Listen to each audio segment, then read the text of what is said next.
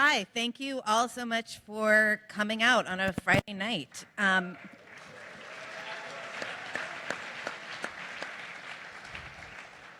So we are here to debate the proposition, capitalism is the best way to improve standards of living, ensure political and economic freedom, and provide opportunity. And the reason that I was intrigued when Bhaskar asked me if I wanted to do this is because I'm sort of persuadable on this issue. I grew up or came of age at a time when it seemed as if alternatives to capitalism had been completely discredited. And I think it's hard to remember, or hard to understand if you weren't around then, how much it seemed as if there was really no alternative. It kind of didn't matter what you thought of capitalism, just like it doesn't really matter what you think of human mortality. It was an inevitable fact of life after the fall of communism. And I would imagine that if you are coming of age now, it seems that just as communism had failed, capitalism has now failed. We're governed by this cabal of comic book villain oligarchs, while people are forced to wear diapers at their factories because they aren't given bathroom breaks. And even the one thing that you used to be able to say for capitalism, which was that it was supposed to be efficient at allocating capital, is clearly not true at a time when, wages are stagnant while tens of millions or hundreds of millions are invested in kind of fantastical Silicon Valley startups. And so I'm interested in this debate. I'm interested in to see if either side can talk me out of my sense of despair and total futility. And I'm grateful to Cooper Union for giving us this historic great hall to have this debate in. It was originally scheduled for a different venue and sold out very quickly, and I think it's testament to how much hunger there is for intelligent political debate that all of you are here. This is home to a tradition of political debate going back to 1860. When Abraham Lincoln made a major anti-slavery address in this very place. And thank you to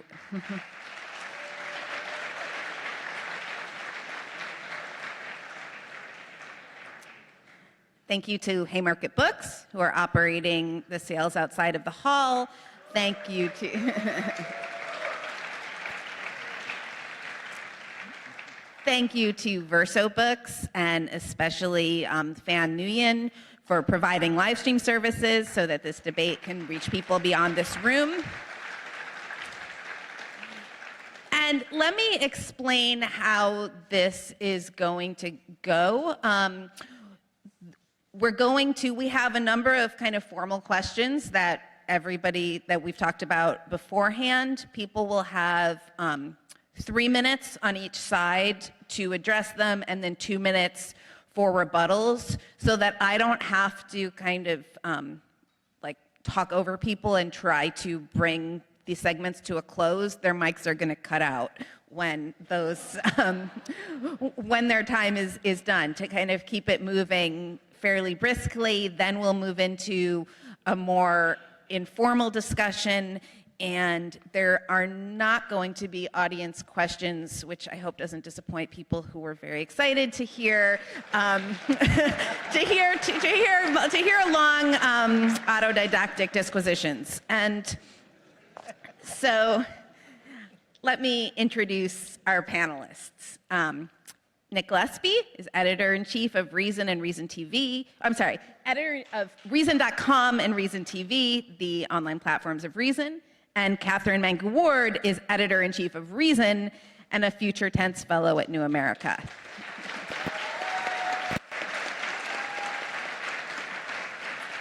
And Vivek Chibber is a professor of sociology at New York University.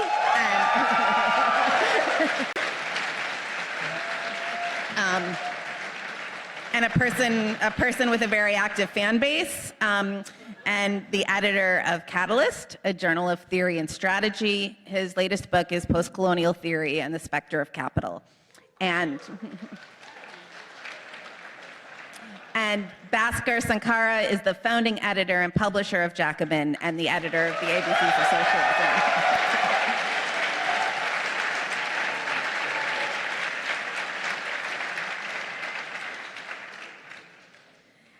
And so we're going to begin by trying to define our terms. And so the first question, which is we're going to start with reason, is what is capitalism? Thank you very much, Michelle. And thank you very much to Jacobin for organizing this debate. When they reached out to us, we immediately thought this is going to be a delightful time. So I hope you enjoy yourselves as much as we do. So definitional questions, incredibly annoying, sort of pedantic. Let's go ahead and get it out of the way. Capitalism is a system that doesn't have any answers. It does not seek to impose answers to the question, what should we produce? How should we produce it? Who gets the stuff we produce? Now, that kind of sounds like some airy-fairy garbage, so I'm going to try and get a little more nitty-gritty also in my answer. What that means in practice is that property is largely privately owned. It means that profit provides incentives for production. It means employment is at will.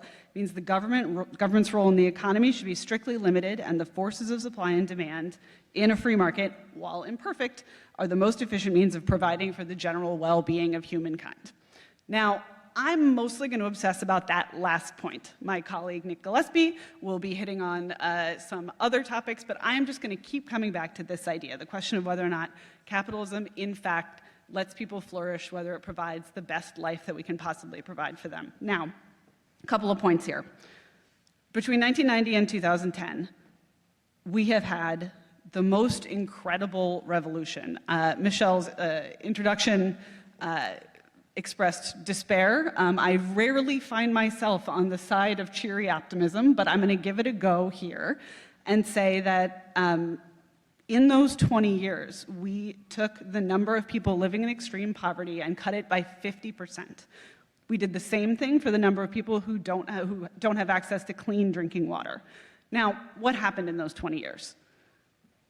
Oh, I know, capitalism. That's what happened.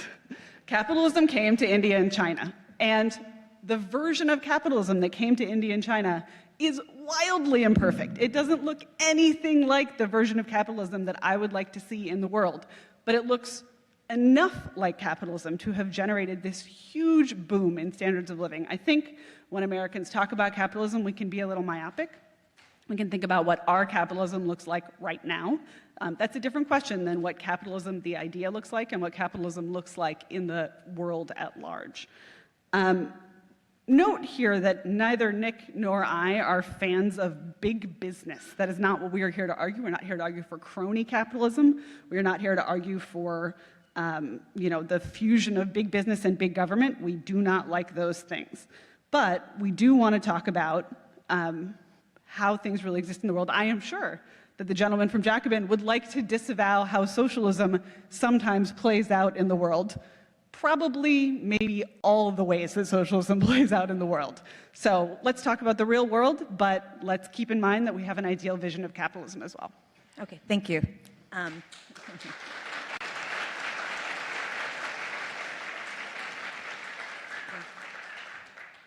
Jacobin. What capitalism is an economic system fundamentally. Now, my colleague said capitalism doesn't have any answers. That's exactly, I think, right. It doesn't have any answers to most of the problems the world is facing today. What it is a system fundamentally organized around exchange, around trade, around money, around commodities. And in particular, capitalism is organized around the purchase and sale of labor power, around the purchase, that is to say, wage labor. And it's the first system in the world where work has been fundamentally carried out by people who are working for a wage. In the United States today, and in the world, where any part in the world that we call capitalist, the modal form of labor is wage labor. In this country, there are now anywhere between, depending on how you measure it, 65 to 70% of the population are wage laborers. Now, on the other side of this is a group of people who own the means of production. And these, we call them capitalists. And this is a tiny percentage of the population. Now, when we say own the means of production, it actually means two separate things. Either it's direct ownership of the means of production or effective control. So a CEO, for example, technically is a salaried employee, but we're going to call them a capitalist because what they do is they make all the decisions that an owner would typically make. Now, in between these, we have a population of, in the United States, about 20, 25, 30% of the people, again, depending on how you measure it, who we would call middle class. This would be people who are managers, people who are white-collar, high-level salaried people, or owner-operators, mom-and-pop shops, people who have their own engineering, people who are graphic designers, things like that. The essence of capitalism, everything we know about it, revolves around the relationship between the first and the second group of people, the wage laborers and the capitalists. Now, we're going to ask the question, is this a system that is the best possible means for improving standards of living, for providing opportunities, et cetera? It's a hard question to answer because when we say best possible, for socialists, you're comparing it against two things. You're comparing it against a system that today, and I hope we will all agree on this, a system that today nobody supports, which is the Soviet-style or Chinese-style system of socialism. On the left today, people don't support it. On the right, that's usually used as a straw man to knock down socialists when they're saying we want a different system. The argument comes, so that's what you want. And I just want to stipulate right now for the rest of the conversation, neither I nor Bhaskar would support that system. Now, a second alternative to which we compare it is the improvements that have been made within capitalism, improvements that push it in a socialistic direction, but without going whole hog into public ownership of the means of production. The reason most socialists embrace those sorts of systems is because they're driven by the same principles. Thank you.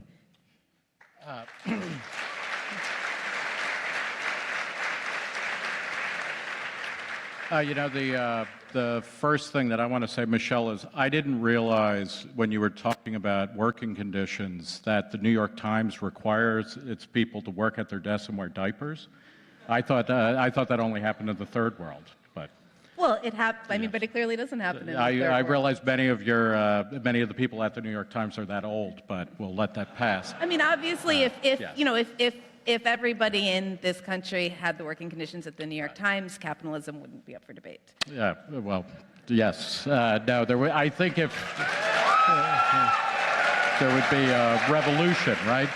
I want to pick up on something Vivek said, where he said that capitalism is an economic system. I want to stress, actually that capitalism is a subset of a larger liberal political philosophy that I suspect that the reason people and the Jacobin people and a lot of the people in this audience actually agree on, which the very way that we're talking about this question, does the individual, how does the individual fare under a particular political, economic, or social system? Capitalism is simply the application to economics of a kind of classical liberal theory that goes back at least to the 17th century, and it's really all about centered around the individual and increasing and maintaining autonomy for individuals.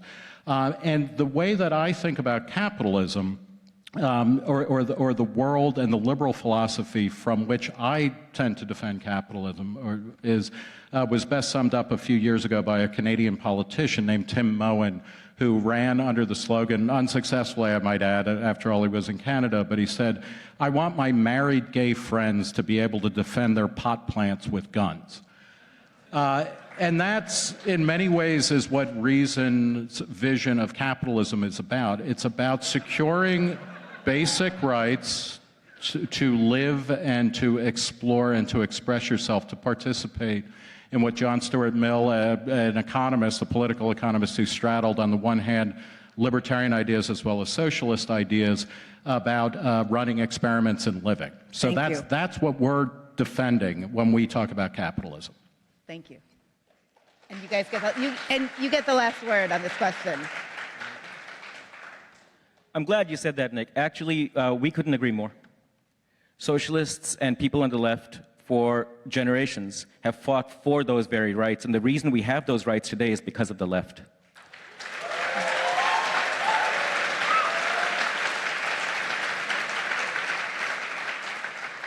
it's important to understand that the liberties that libertarians embrace are liberties that were not bequeathed or bestowed upon the population by the elites who took power in the 16th, 17th, 18th, 19th century.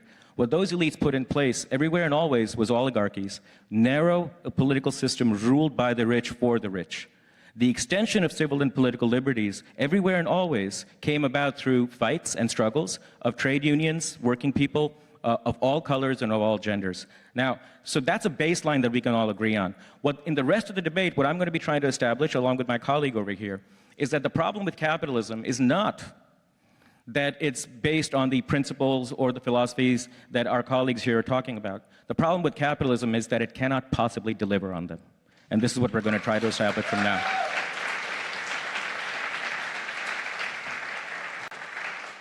Okay. So to return to Jacobin, our first question is, I bet I know how you're going to answer it. Is the profit motive a force for good? Well, maybe I'll surprise you, Michelle. No.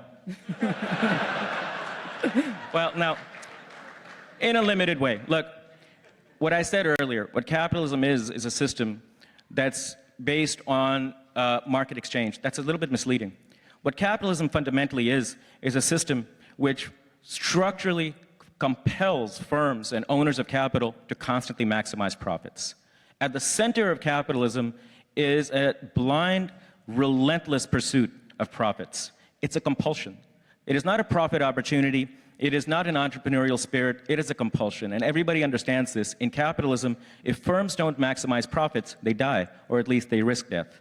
Now, this has a very important consequence, and it goes straight to the question of freedom and autonomy, which our colleagues are promoting. Because in capitalism, for the vast majority of the population, there's no choice but to offer up their labor services for a wage. They have to go out and seek employment.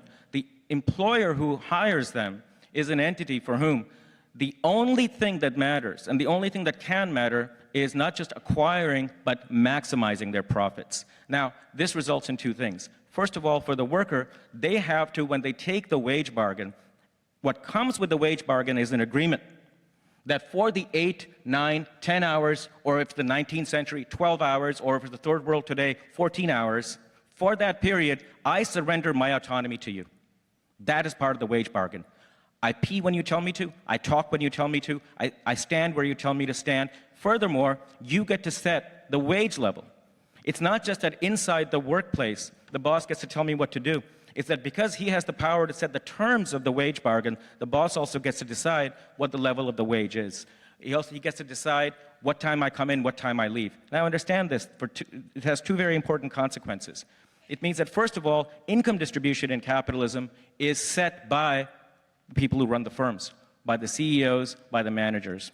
That means that their power, their bargaining power, sets what they're going to get out of it. And that's why in the last 45 years, what we've seen in the United States is that while productivity in manufacturing and the economy has gone up by about 78%, real wages for production line workers, for ordinary workers, have actually stagnated. They've gone up about maybe 6%. For the bottom 50% of the population, all of which is working class, there has not been a rise in their wages in 40 years. Okay, that's a consequence of their lack of freedom. Secondly, it means that for the 10 hours they're at work, they are unfree. And for the time that they leave work, now they spend the rest of that time getting ready to come back to work again. Yes, they have a choice who to work for, but the whole point is whoever they work for, that's the bargain that they get. Thank you.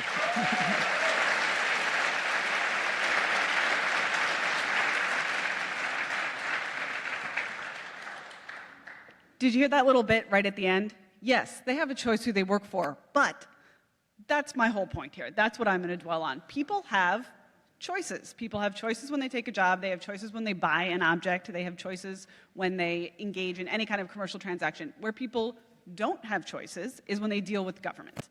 And to my mind, one of the strongest gates for capitalism is when we carve out space that is voluntary transactions. I absolutely agree. Self-expression, individual autonomy, these are the goods that we're seeking. But I think it's quite clear that in the case of the modern American market economy, where people are living free lives is not it is not only outside of their work lives. We've heard a lot about the working class. We've heard a lot about the capitalists. I hope we get to hear about the bourgeoisie later. If you want. Yeah. And what I want to emphasize here is that, as the kids these days say, everybody in this room is pretty bougie. We are all benefiting from the seeming excesses of the modern capitalist system, which is indeed driven by profit. Profits are information, just like prices are information. And what profits and prices tell us is when we are making the right amount of stuff for the people who want it, the people who are going to voluntarily buy it. It tells us when people are in jobs that they are willing to do for the wages that they are offered. And this is, I think, something that is constantly lost in this debate. The idea that people are somehow coerced in their working environments simply isn't the lived experience of workers in America at any level. This is not to say that people love their jobs and just bounce in there every day full of unicorns and rainbows. That's how I feel about my job. That is not how most people feel about their jobs, maybe. But this is still ultimately, every morning you wake up and you have the decision about whether or not you're going to go to work. You can choose not to go. And the day that you choose not to go is, you know what happens to you at that point? Nobody comes to take you away. Nobody comes to arrest you. Under socialist systems, historically, that is in fact what happens.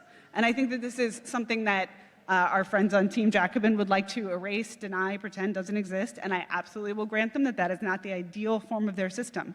It is, however, the lived form of their system. Under capitalism, we have a constant, ongoing push for profits, which leads to all the riches that you currently enjoy. It leads to the fact that you could pay your $5 or $10 for the ticket for this event. It leads to the Uber that you took here. It leads to the phone that you're texting on right now and probably tweeting about how I'm an evil capitalist. Thank you.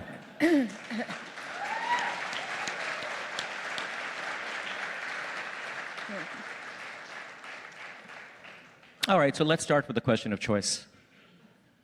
Is it the case you wake up every morning, you wonder whether you're going to go to work or not? Well, for me it is. Just screw the rest of you. And that's capitalism.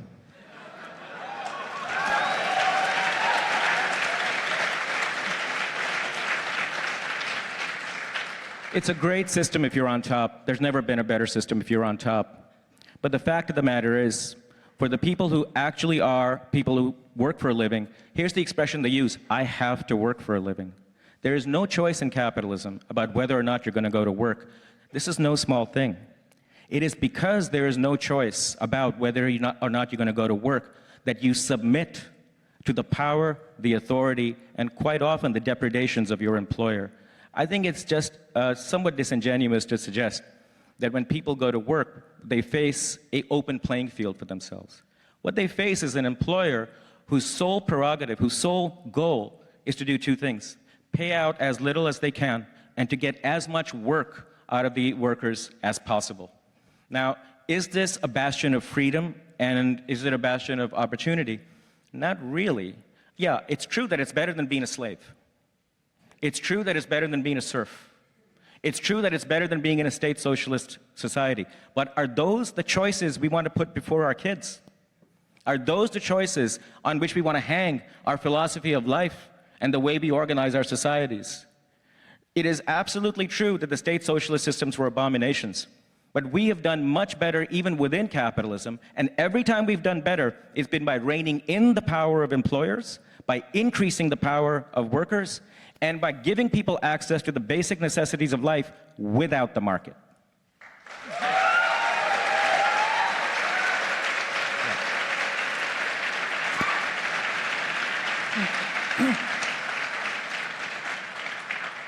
So the next question goes to Reason.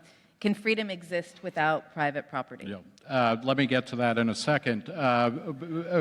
One thing, sequel here.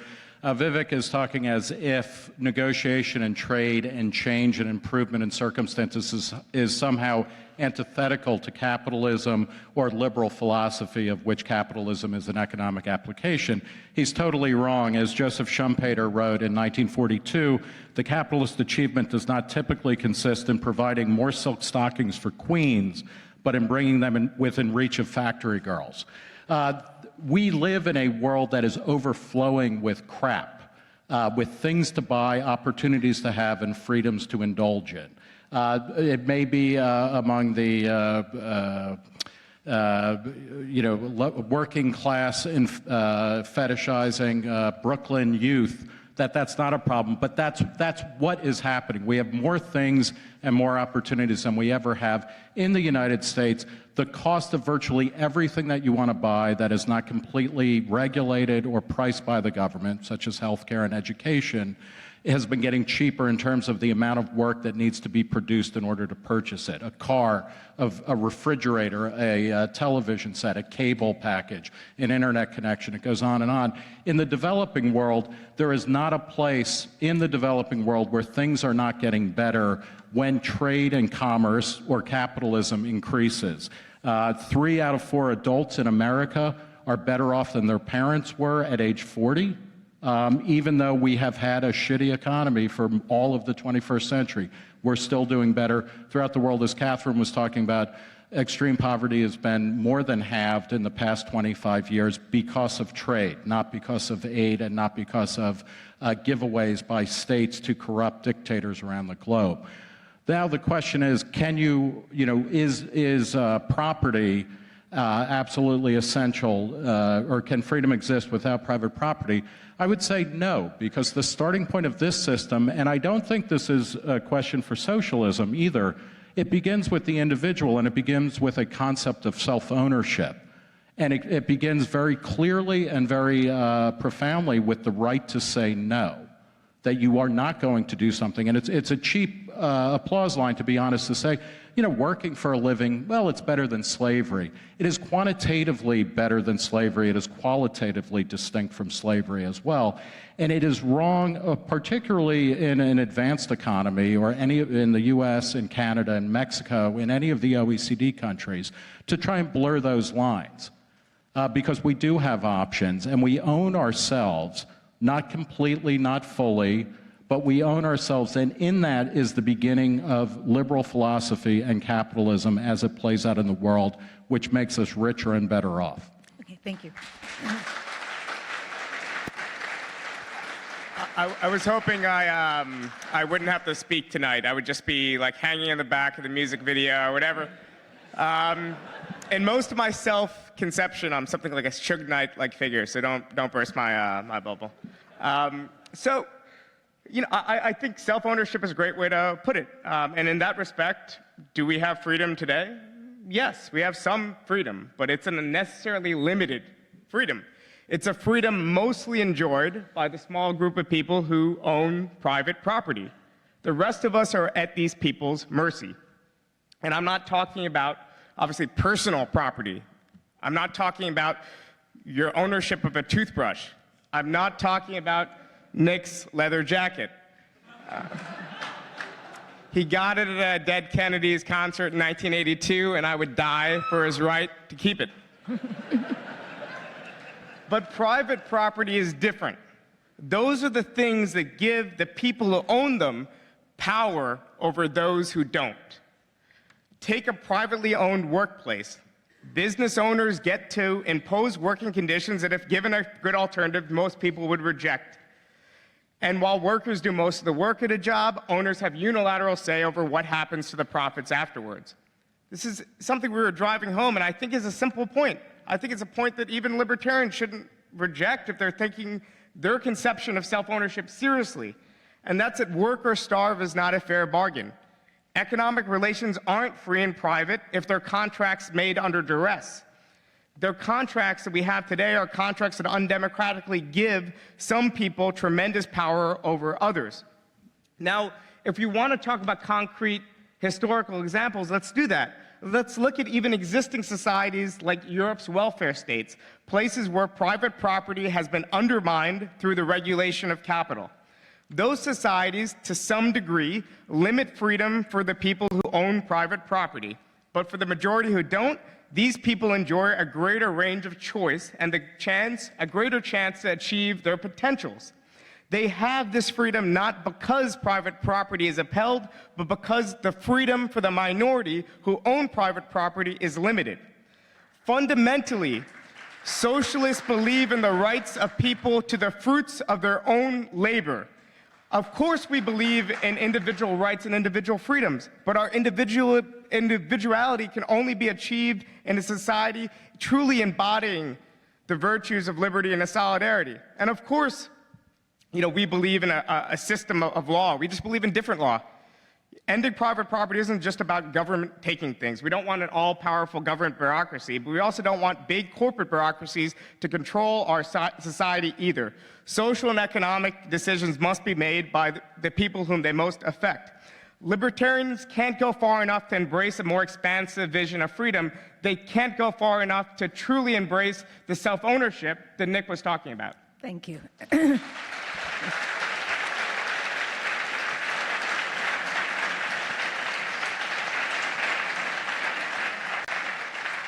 Here, reason you get the last word. The idea that we get to define private property as the property that seems kind of yucky and we don't like, and we have to put all the cool stuff that we really do like in a different basket of personal property, I think is a fundamental misunderstanding of how those two things are very, very tightly interrelated. If you like your stuff, if you like to be able to do what you want to do in your home, in your car, on your computer, this is all enabled by private property. If we're talking about civil liberties, they exist because we have spaces carved out where people not only own their own bodies, but also own the physical space around them. They own the media in which they communicate. This is more true than ever. It turns out that capitalism, as it exists in the world, does not result in a narrowing of the channels for communication, say. Let's talk about free speech as an example.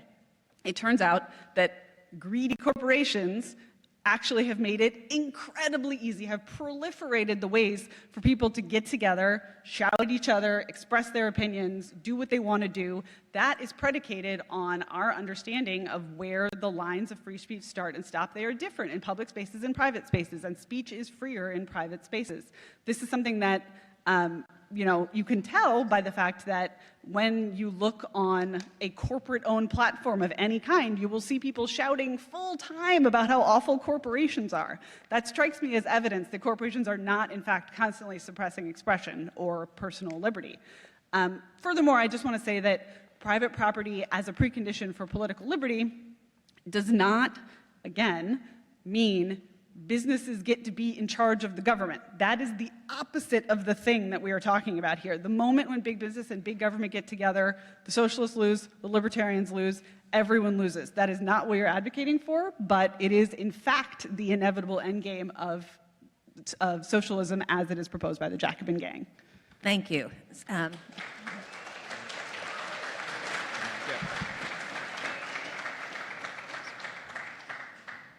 Okay, so the next question, what is the relationship between freedom and democracy? Capitalism. Between capitalism and democracy. So this is a historical question, and I think we should be very clear about the answer to this question. Capitalism has everywhere and always fought against the implementation of democracy and the expansion of suffrage. No need to clap. That's a sad thing, and it's historical fact.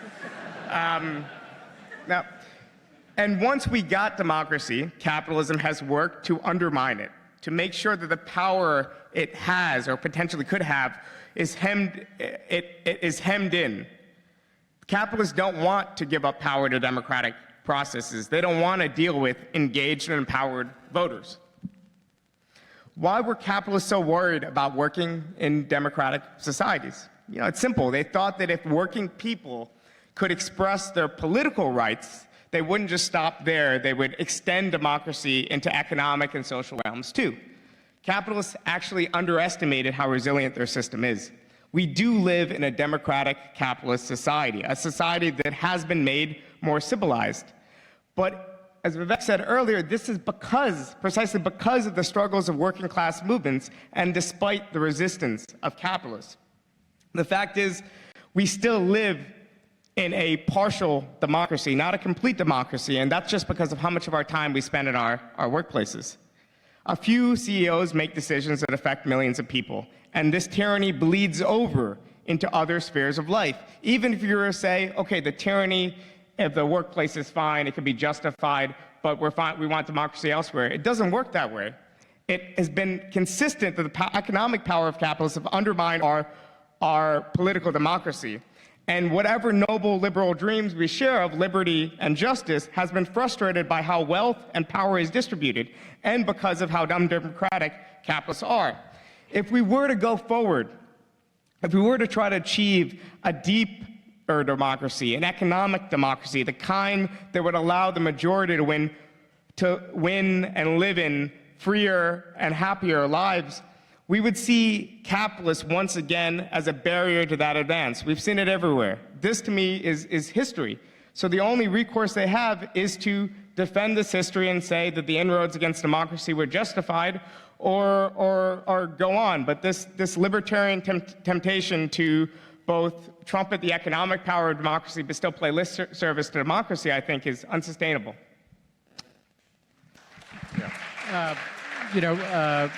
Maybe it's worth defining what we mean by democracy. Democracy is majority rule. How many of you are Republicans? And how many of you want absolute democracy now that the Republicans own the White House and both houses of Congress? Anybody out there? I'm sorry, I can't hear you. Because this whole idea that democracy is somehow an absolute good is bullshit. And we all know that. And the signal achievement of the past 500 years in Western political philosophy has been limiting the state to say that there are certain things that the state does not own of you or from you or because of you. We all believe in fettered democracy. Nancy MacLean recently wrote a book called Democracy in Chains about how the evil Koch brothers are going to thwart democracy. I should point out that the Koch brothers are donors to Reason, and thank God, because we believe that there are individual rights, including a right to life, liberty, and the pursuit of happiness, that a majority of Donald Trump Republicans can vote to take away from the rest of us. So let's get that straight. Democracy is not an unfettered, unalloyed good. In fact, it's deeply problematic. There is a wide range of shared activities on which a majority can vote, and we can decide this or that within a certain range. But nobody wants unfettered democracy. That's mobocracy, and I think we're all against that. The question then is, what is the relationship between capitalism and democracy? To the extent that there are social goods that we agree that we want to fund, and if you're a liberal, a libertarian in today's parlance, a classical liberal in eras past, that might be something like public education. I won't speak for Katherine because as libertarians we are not allowed to speak for each other. I'm not even allowed to always speak for myself because I usually am not quite sure what I think about something. But say, take public education. That's something where we might tax people. We're not going to take all their income, but we tax people and then give it to people who will benefit from an education so they can participate more fully in society, develop themselves, have more autonomy, et cetera. Okay, let's do that. It doesn't need to be absolute. We need tax money. You get tax money from markets and commercial transactions of things that people actually want, as Katherine was talking about.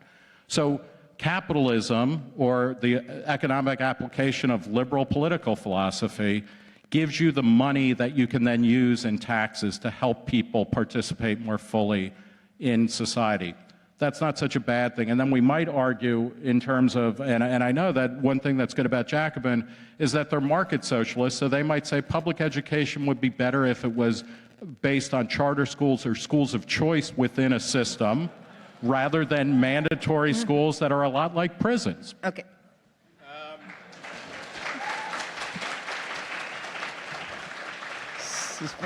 For the record, this was otherwise a friendly conversation, but that last part was just libelous. But So it is fun. It is funny that Nick mentioned the Koch brothers, and I appreciate the disclaimer.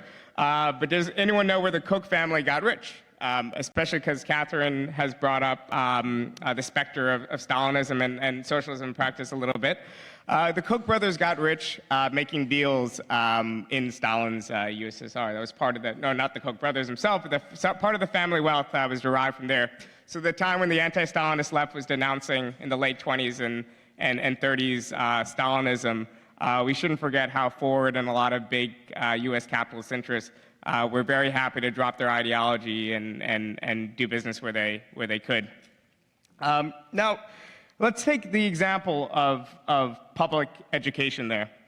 Now, if they're conceding that, if they're conceding, and I actually do agree, most conservatives in this country, most libertarians in this country would concede that a child has the right to be literate and learn basic mathematics, and it's really unequal, but we do have public education in this country. It's decommodified, it's taken out of the market in this country. Now, if they have this right as a social right, then what's more fundamental than housing or than them having 3 meals a day? Isn't that even more fundamental than education? So that's, why don't we enjoy all those things as social rights? As far as democracy, I just want to once again stress that, of course, we believe in bedrock social and civil rights. Of course, we believe in the rights of minorities. The question for us is just how to take those paper rights and turn them into a reality. That's why socialists, and the historical record is very important for American socialists. We fought for the 8-hour work week, for struggles for women's suffrage, civil liberties for African Americans, reproductive rights, the fight for gay marriage, and on and on. And again, this is our history, this is our legacy, and this is what our actual relationship to democracy in practice. Okay, now.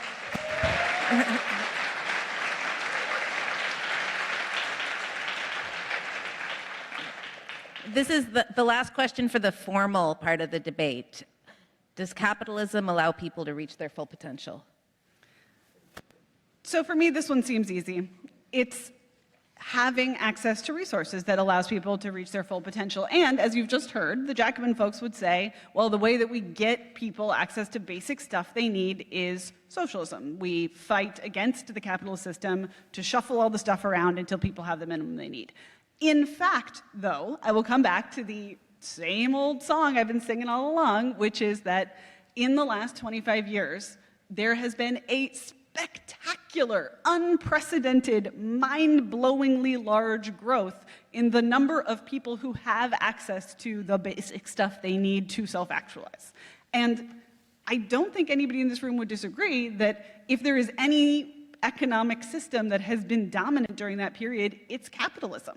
This is just a very, very fundamental fact which plays to our point of agreement. People need stuff to do what they want to do. And capitalism generates stuff. It generates more stuff for the richest people, the people who control capital, no doubt. But it also generates an incredible amount of stuff for the poorest people. And I think that what you will always hear in these debates is the inequality point. Not irrelevant, totally important, absolutely important, particularly from the political perspective, because people respond to what feels fair.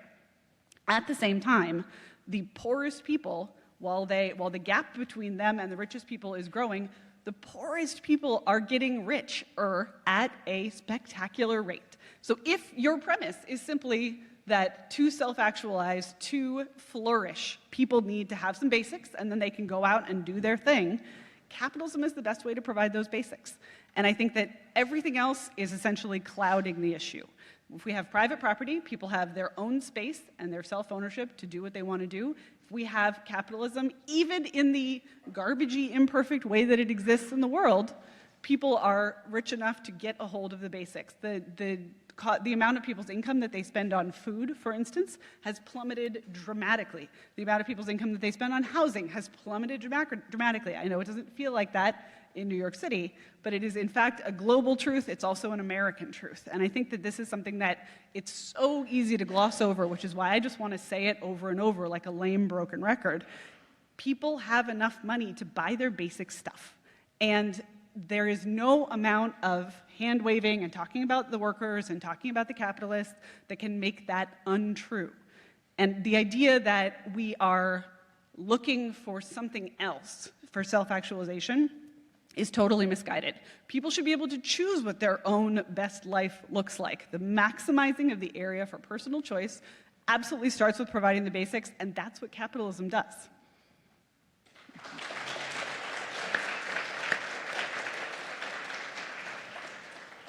The answer is no, it can't. This is my time you're taking up. Look, a couple of factual issues here. I want to respond to two factual issues quickly, what Nick and Katherine brought up. This idea that in the last 15 years, there's been a massive decrease in poverty rates around the world. This is really driven by China. It's a little bit misleading. I don't want to be the pointy-head professor here, but it's a little bit misleading what they're saying. And China is a country in which 50% of the revenue is still controlled by the state. If that's your vision of capitalism, it's not quite where you want it to be. Secondly, this is more important.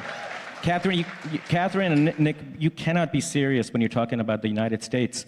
Nick, you said 3 out of 4 Americans are better off right now than they were, 30 years ago? Absolutely untrue.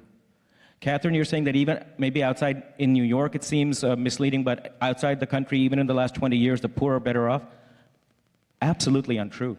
We're living through the first period in history in the last 40 years in the United States. The bottom 50% of this country has not seen its wages or its income rise. And this is Raj Chetty from Stanford. This is Piketty.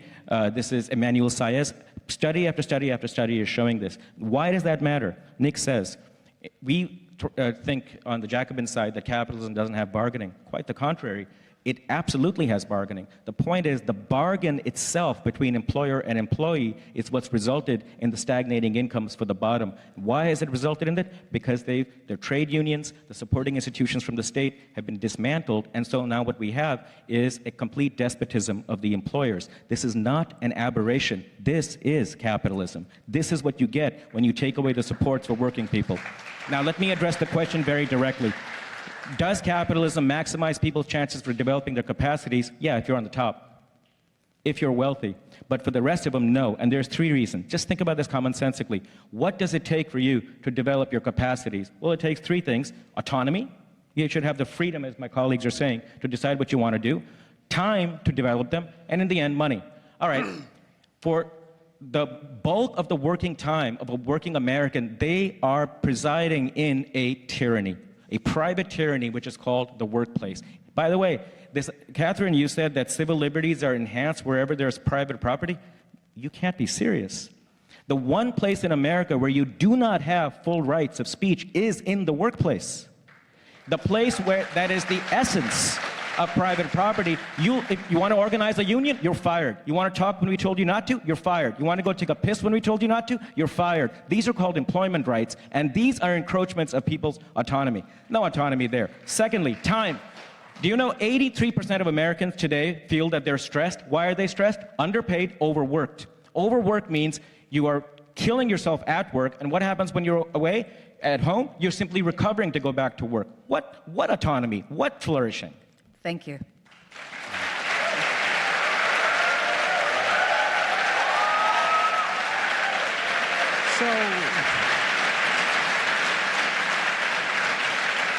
So here's a question, and as Katherine pointed out and has underscored, and I agree with completely, we're not talking about perfection, capitalist perfection right here and now versus a socialist paradise. We're talking about, I'm not a religious person, but I believe in original sin, and we live in a fallen world. China is more capitalist than it was 15 or 20 years ago. It has a fuck-ton long way to go to where it would even be similar to living in Mississippi. But to the extent that it's more capitalistic, fewer people there are starving to death. That is also true in the continent of Africa, where between 2000 and 2015, two-way trade between the United States and Africa more than doubled, and the extreme poverty rate, which is generally defined as living on $1.90 or less for purchase power parity, has massively declined. because it's more capitalistic than it was. There is more commerce, there is more trade, there is more goods that I own that I sell to you, and you buy and you sell me something back. Also, what I said was that if you look, and this is scholarship done by Scott Winship, drawing off of the panel survey of income dynamics, it is not controversial in the field of income mobility. 3 out of 4 people, by the time you turn 40, you are doing better off than your parents were.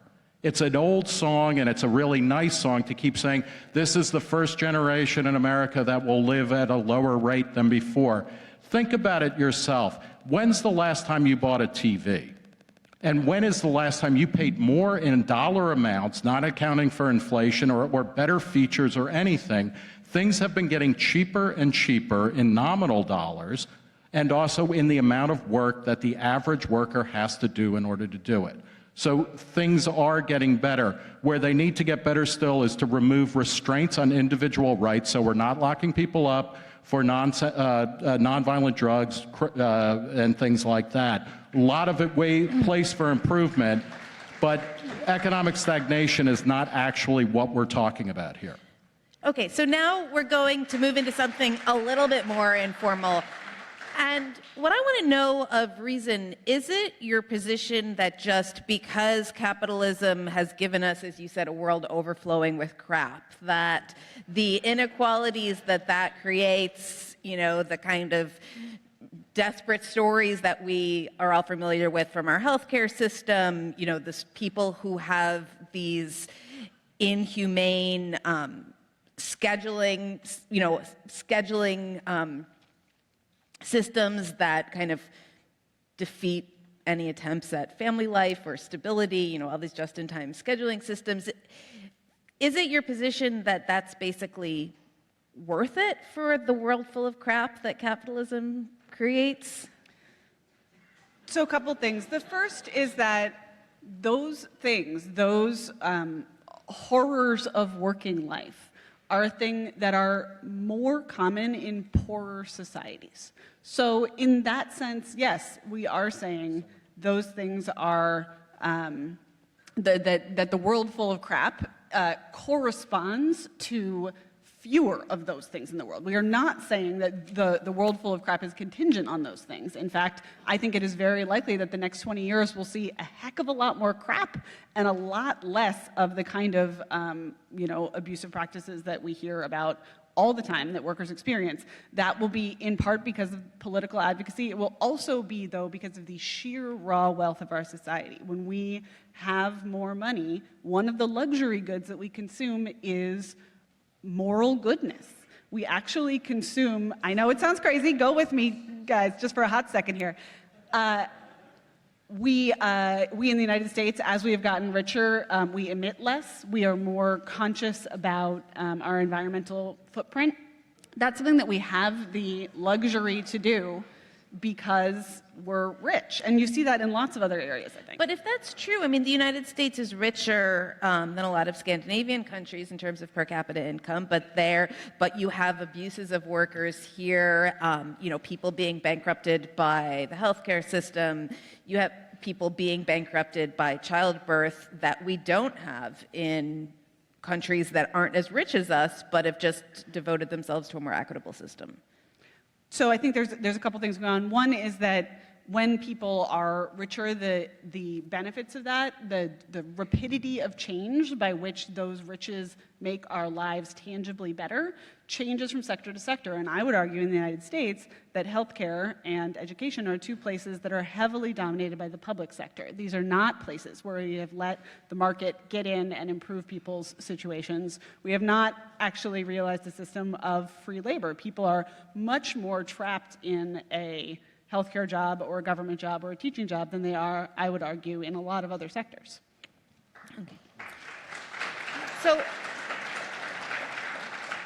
taking again the example of Scandinavian social democracy, when you talk about socialism, and particularly market socialism, how is that different than, how is the system that you're proposing different than just a generous European welfare state? So I would say we start at a certain level, thinking about what we want to see in a society. What are we against in capitalism? And I think, socialists, especially those of us from Marxist backgrounds, like to have very scientific pretensions, right? It was called scientific socialism for that reason. But at core, it's a moral and ethical complaint. We're against exploitation, we're against hierarchy. To whatever extent it can be abated, we want to see that sort of society. We've seen that the struggles of the workers' movement in much of Europe and Scandinavia, but also elsewhere, have built welfare states that have given people a greater range of choice and opportunity. And we see that working. Now, this system also has a bit of an Achilles heel, though, because even though it put workers in a commanding position of power compared to almost anywhere else, it kept investment decisions in the hands of capitalists. And that allowed them to slowly undermine and erode all that was gained. That's why I think if you want a sustainable long-term socialism, then you need to really go beyond social democracy and socialize investment. Now, when it comes to markets or not markets, I want what works. I think this is something where we could say that given our experience based on the past of central planning, of course not, that model is broken. In the future, with computing, with other things, maybe a more participatory system would work. Or maybe we'll still have questions of calculations where we might need the market. To me, that's a question that has to be decided, not a priori, but in the process of struggle. But we do envision a society without class, a society after capitalism, not just socialism within capitalism. So most of us, I think, would agree that you can't, that capitalism kind of has to answer for the sins of actually existing capitalism, right? That you can't just talk about it as this theoretical abstraction. So why shouldn't the very well documented horrors of communism impact how people think about the possibilities of socialism, and why shouldn't it make them wary about something that goes beyond just social democracy? Well,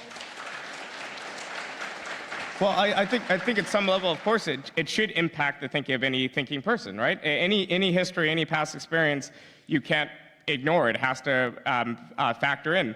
But in the same way that when we talk about Reason's model, no one's here has mentioned Pinochet, no one's mentioned Franco, of course, because these are obviously different things. I think suffice to say, in the historical record of the 20th century, you've seen democratic experiments in socialism. You've seen movements that have attained great power, even state power, and honored and respected democracy while still extending social and economic rights, from the workers' movement in places like Scandinavia or like in Sweden and Norway and a whole host of other places, including in Central America and Nicaragua, where the left movements have participated in peaceful transfers of power, that have participated in rule of law, and of course you've also seen in other instances gross violations of people's dignity and rights. You've seen that on both sides. I think suffice to say that both socialism and capitalism are capable of democratic forms and authoritarian forms. But I don't think that people should keep these things out of their mind. I think it's important. But also, I would say it is important to know that the democratic socialist tradition of the United States is long-standing, existed far before the Soviet Union, exists now afterwards, and many of these people were the most incisive and intelligent critics of Stalinism as a political system. In fact, our knowledge, even the word Stalinism, how we used to describe it, came in many ways from the democratic left. Okay, so I'm going to ask you guys one more question before we turn to the final proposition. But explain to me how a poor person in the United States, going to a shitty public school, being born into substandard, treated with substandard medical care, how is that person more free than a person born into a European country, a poor person born into a European country with cradle-to-the-grave welfare state? Yeah, well, first off, we should recognize that they can move to America or they can come here. When we're talking about European democracies, we're talking about a place that is generally hostile to immigration, has been historically, continues to be. And I say this as somebody, I'm an open borders person. I think anybody who wants to come to the United States should be allowed to enter. And that's not a small thing. On the left, that is usually meant that I am somehow trying to stoke the reserve army of the unemployed to drive down wages so that capitalists can get more wealthy, even wealthier still by having low wages. In fact, what it means is that people can come here and flourish in a way that Europe, because of socialism, and this is generally true, the higher the social welfare state, the more homogeneous the population tends to be, and they don't like immigrants. This is one of the reasons why Donald Trump is not merely stupid, but I think is profoundly evil. Even though he is within a few generations of emigrating, he would close off America. Many people on the left would do that as well, many people on the right. I think it's a big mistake. When you talk about what does it mean to be poor in America, clearly there are people who are born in bad circumstances. The way that you fix that is not by starting to talk about democratic socialism and investing socially. It's that you free them from a public school system, which despite massive and ongoing increases in per pupil spending, never seems to help the people who need the help the most. You free them from that system, and I think this is why the libertarian movement has been very forward in the school choice movement, so that people have more choices within whatever limits are placed in front of them. You do the same thing with healthcare. You liberate the healthcare system from a place where 50 cents of every dollar is being spent by the government. It doesn't work very well. There is no reason why healthcare and education can't be delivered much more cheaply, much more innovatively by a flourishing free market. But, to say why, wouldn't it be great if we were all born middle class in Denmark? Maybe, but that isn't the world we live in. The question is, we have the poor are with us everywhere. How do we have fewer of them, and how do we give them more options? And I would argue that's by limiting the government and providing a basic social safety net, and then looking to civil society as well as kind of market socialism within those areas that we agree are going to be under public purview, like education and health care. Yeah, well, I want to ask you one quick follow-up question, if that's okay. Because, about immigration, it seems that the one thing that America actually has historically done better than most countries in Europe is integrate immigrants. And part of the backlash against immigrants in the European social democracies, right, is that people don't like paying all this money for people that they don't see as them. And the one thing that makes me despair about the social democratic system that otherwise seems ideal is that it seems to crack under the strain of diversity. Oh, no, that's not true at all. Okay. A couple of points. First, let me say something because what Nick said is really, I think, important. He says that the healthcare system isn't working, and what we need to do is free it up because we've seen that there's too much public money being spent on it. Public schools aren't working, and what we need to do is free them up because they are clearly are failing, and we need to give people more choice by bringing markets in. This is important because too often in the United States, in these debates, when we find something in the public sector isn't working, the option always is to privatize and marketize. But here's the thing. Healthcare in Europe is provided at better quality, at lower costs, and with greater scope through the public system. It's not private healthcare. In American debates, I often, somebody come from another country, you wonder, do Americans know that the rest of the world exists? Okay, let's look at public schools. Yeah, public schools here are failing. That's because they've been choked, because the funding to them has been choked, and there's a stealth privatization of public education because of the way that they're financed. The result, the option isn't to further privatize them so that the poor get trapped in these apartheid little neighborhoods of theirs in increasingly failing schools and all the kids with money get to leave.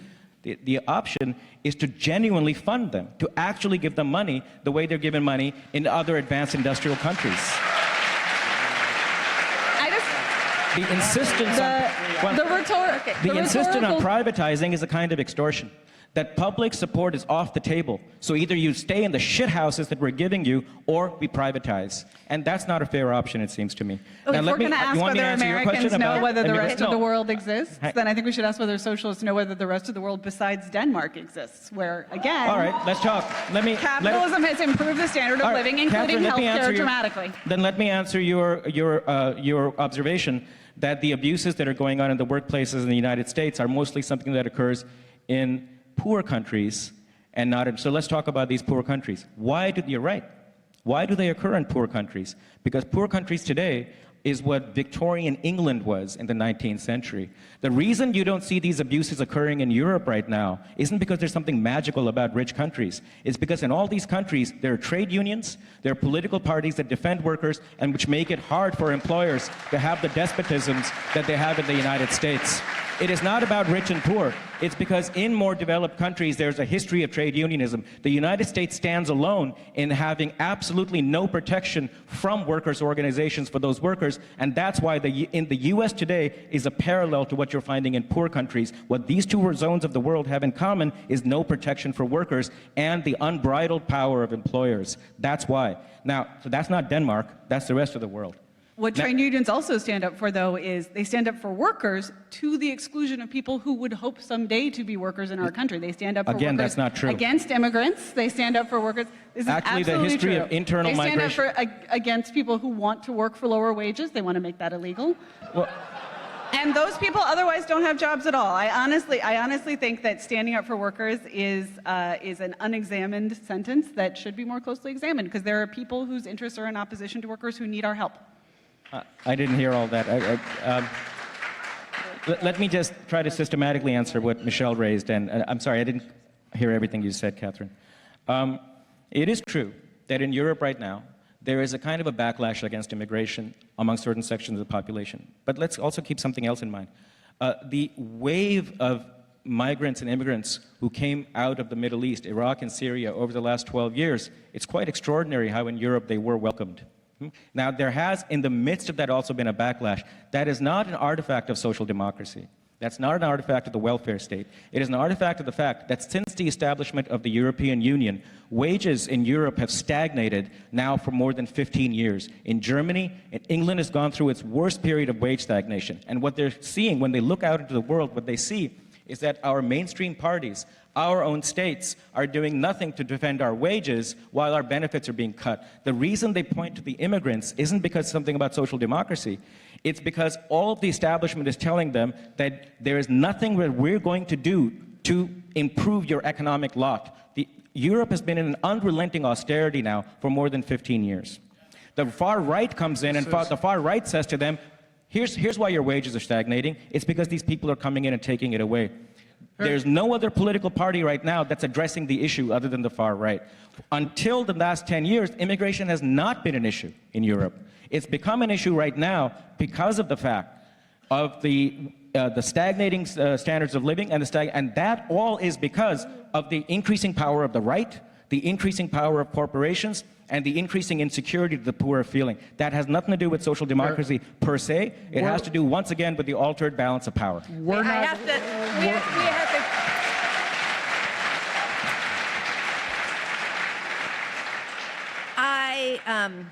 I think we have to move on to the final question, which is, as I said at the beginning, is capitalism the best way to improve standards of living, ensure political and economic freedom, and provide opportunity? So before I respond, just very quickly, I want to thank Reason for participating. I sent Catherine an email at like noon with the rough idea, and she responded within a couple hours. You know, libertarians see market opportunities. I'll give them that. And thank you for the crowd for being, from both sides, being so respectful. I overheard some very nice conversation. You know, we're not liberals, but we like discourse. It's nice. Just please keep it there. I can't imagine what the offspring of a socialist and libertarian would be. Probably the most socially inept human being ever. So this question itself is a bit unfair. It's a bit too easy for us, simply because we can't compare a theoretical system with a existing one in good faith, right? I could tell you that socialism would be way better. I could make all sorts of assertions, but that wouldn't be fair in a debate. What we can do is start with a reality, where we are now, and then think about what a just society would look like. We think a just society would be one in which everyone is able to reach their potential. The socialist scientist Stephen Jay Gould used to say about Einstein that he was less interested in and impressed with his brain than with the fact that people of equal talent lived and died in sweatshops and cotton fields. So if the system isn't allowing people to reach their potential, which I think we would all admit it isn't, but it's still filled with amazing wealth, but also exploitation and poverty and all sorts of terrible misery, then how can we make it better? We could try to tame the system at first. We could try to build a welfare state to try to get the basics at least.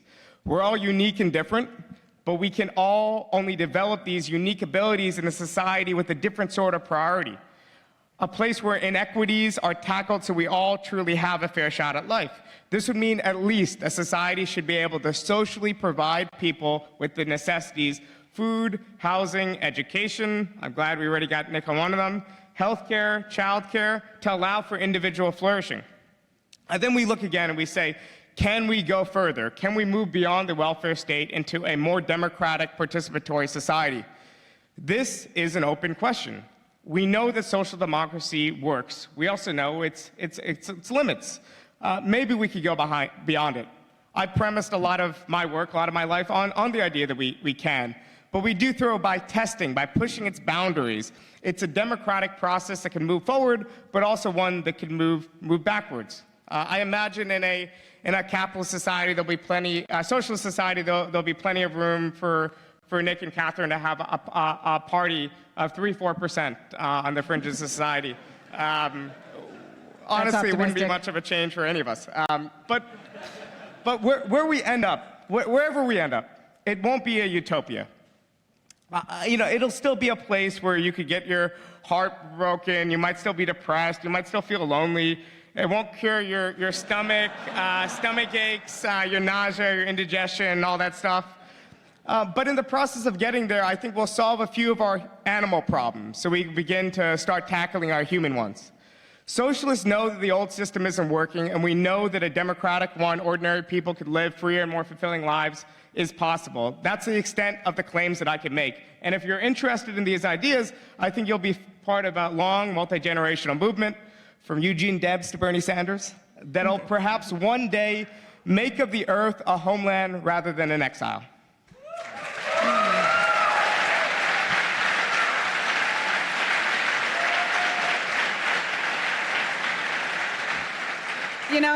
It's funny what you said just now. Your system won't stop you from being heartbroken or lonely. It won't cure your heartburn or your stomach ache. Capitalism kind of does do those things, actually. I'm sure all of y'all have been on Tinder. I'm sure all of y'all have bought Pepto-Bismol. Those are the gifts of capitalism. And it sounds silly, but it's true.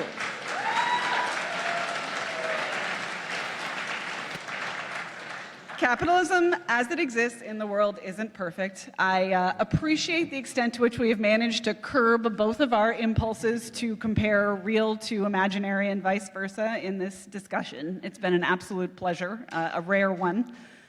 And I think the place I want to wrap up is just to say that the virtues that capitalism fosters are not sexy ones, right? It is not struggle and martial courage and solidarity. The virtues that capitalism fosters are prudence and thrift and politeness.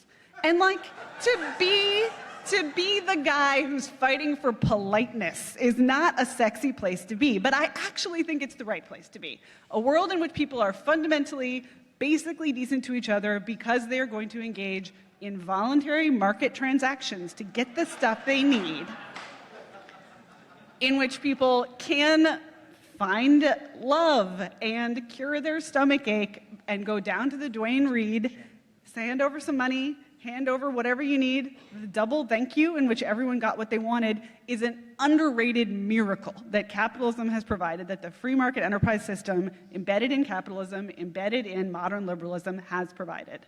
And I think the idea of separating the crap from the broader system is misguided. The crap is the system, and the system is awesome. Now, again, it's not, as it exists in the real world, perfect. I will say that a million times over. Reason Magazine literally publishes 80 pages every month about how the current system is not the magical capitalist free enterprise system we would like to see. But what I want to say is that if we are trying to create a world where people can make their own choices about their own lives, capitalism does better than socialism, even than the wimpy kind of capitalistic socialism that these dudes keep flogging. And I think that the reason that's true is because it actually is a powerful force for bringing poorer people into more access to basic income, to fundamentals of life. Just because the rich people get richer doesn't mean the poor people aren't dramatically better off and freer under a capitalist system. That is what the last 20 years have shown. I think that's what the next 20 years can show, particularly in the developing world, if only we can let it.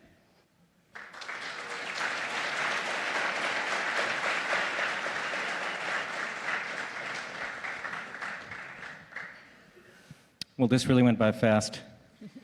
I thought we were just getting warmed up. I really do. I want to thank, obviously, all of you who came here. Jason Farbman has not been mentioned yet, and he did incredible work. You may not know this, but for all of his radical talk, Bhaskar here is a capitalist because he runs a magazine, and Jason's one of his workers, so word to the worker. And for Michelle, of course, for being so kind and coming here. And okay, this doesn't go into my 3 minutes, by the way. Okay. All right. I'd like, if possible, for Nick to think about this and address this. Nick has said that capitalism, what it essentially is a implementation or operationalization of liberal political philosophy. And what I want to suggest is capitalism is completely inconsistent with liberal political philosophy. And if you really do take liberty and freedom seriously, you have to be a socialist. There's no way around that. And let me tell you why. The essence of liberal political philosophy is not the protection of property. This is something that was foisted onto it in the 20th century because of liberalism's fear of socialism. The essence of liberalism from the moment of its founding, with Rousseau, through Kant, through John Stuart Mill, the essence of it was to treat people as equals. The moral equality of human beings, not equal treatment, not to give them equal money, not to give them equal income, but to recognize the essential moral equality, the intrinsic worth of human beings. That's liberalism. Wait, it gets better. What capitalism is a system which systematically forces the subordination, the willing subordination of the majority of the population to an unbridled authority. That forces them to subordinate every other one of their longings for artistic expression, for love, for health, for whatever they want to do, to the imperatives of the job. It systematically pits them against each other. It forces people to treat each other as means, not as ends. It forces every worker to see the other worker as a potential threat to his job. The question of immigration that Michelle brought in, and which Nick said, well, this isn't, the left calls it the reserve army of labor. Yeah, well, it is. And that's not the left's fault. That's capitalism's fault. That when people are moving from one part of the world to the other, they are forced to view one another as rivals. There's nothing natural about that. That's how the labor market works. You cannot have a vision of the world in which you insist that people treat each other with respect, as Katherine correctly says, as moral equals as liberalism enjoins us to, while you live in a system that is built on power, on hierarchy, on a Hobbesian war of all against all. That's the essence of capitalism, and what's motivated socialists from the start is to try to open up a space where people can have mutual respect, as Katherine says, where they can actually treat each other as ends, not as means. We have made progress in capitalism towards this, it's true. But all of that progress has come from battles of the poor, led by socialists, to try to tame these barbaric aspects of an inhuman system.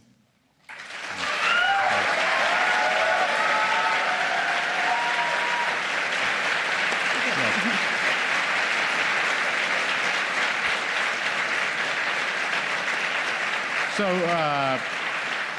the question was put that if I really wanted to take liberalism seriously, I would have to be a socialist. I don't think so. You know, I've thought it over, and Vivek, among other things, his history of liberalism is bizarre in that it doesn't actually begin with the beginning of liberalism, which predates Locke a couple hundred years before he was talking about, and it was about equality under the law. And it's very important to understand that what religious fighters in the English Civil War were fighting about is that we are all equal in the eyes of God, and so that a ruler doesn't have an absolute claim to any of our shit, especially our lives. And it's in that limitation of government power, of state power, or of the collective in the face or in the body of the king. That's where liberalism flows from, and it's about limiting government based on the idea that we are all ends in ourselves, not means to an end. And I would argue, obviously, that capitalism is the system that does a better job of actually implementing that vision. And it does it in a lot of ways by releasing us from, mobocracy, whether it's in the name of a king or in the name of the spirit of the age or anything like that. The fact of the matter is that capitalism, as we've been talking about it, and we can quibble with the definitions, isn't perfect, and it does constantly need to be adjusted. One of the great things and what the left used to lament about capitalism before they started going back to talking about late capitalism rather than advanced capitalism is that capitalism is infinitely malleable, and it takes on all of this criticism and puts it into the system, and it gives people more time off. By the way, kids didn't stop working because of Eugene V. Debs. Kids stopped working because technological innovation and capital production got to a point where we didn't need kids in order to grow food or to make socks or do all of the other stuff that we take for granted. We produce more stuff with less time and less resources. That's good for all of us. It gives us time to watch Netflix, which also is a product of capitalism, not of socialism. Our lives are getting better. Our food and our culture are getting better. Our lives are getting longer. This isn't accidental to capitalism. This is because of capitalism, of Whole Foods, of Netflix, of Amazon, of Apple, of dreadful pharmaceutical companies that in pursuing the profit motive mostly go out of business and go bankrupt, but every once in a while come up with Pepto-Bismol or antidepressants or all sorts of things, or Viagra, you name it, it's out there. The contraceptive pill was not a socialist fantasy, it was a capitalist reality, and it's a good thing. Capitalism helps us grow, it helps us energize ourselves and live our life to a fuller potential. What we do need is not to debate capitalism, but to take the wheels off of things. We need to stop shooting wars, and we need to stop wars on drugs.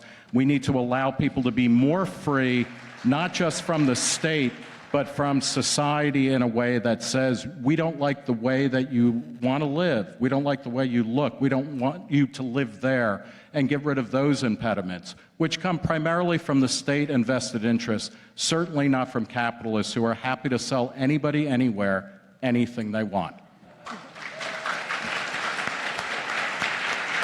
Thank you so much. Yes. Go home. Yes. Thank you.